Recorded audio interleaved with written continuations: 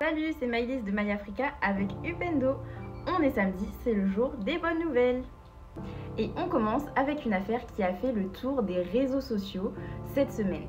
Oui, l'affaire Hervé Bobda, cet homme d'affaires et jet-setter camerounais, a été accusé par plus de 1000 femmes de viol et violences sexuelles.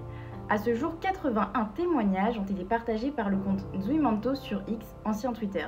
Au vu des témoignages, la méthode de l'homme est souvent la même: violence, sodomie, séquestration, transmission du VIH et autres.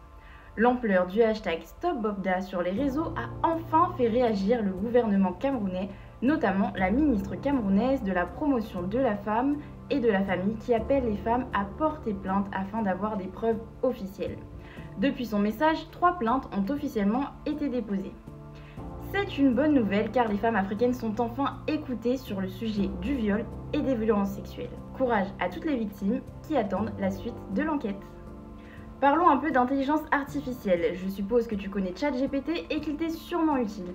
Mais as-tu déjà essayé de faire une recherche en Yoruba ou en Tsonga? Pas la peine car tu n'auras peu ou pas de résultats. Mais heureusement, plusieurs chercheurs et entrepreneurs africains développent des outils informatiques qui intègrent les langues africaines. Depuis 2019, le projet Masakan a été lancé avec des centaines de bénévoles. Ce projet a pour objectif de traduire les langues africaines. Aujourd'hui, plusieurs startups africaines utilisent les données de Masakan pour développer des services grand public. Tu t'en doutes, c'est une bonne nouvelle que l'on puisse enfin traduire nos dialectes et surtout cela permet de garder en vie des milliers d'idiomes qui sont voués à disparaître. Allez, un peu de culture. Les artistes peuvent enfin circuler facilement entre les pays d'Afrique centrale, souvent bloqués à cause des accords entre pays.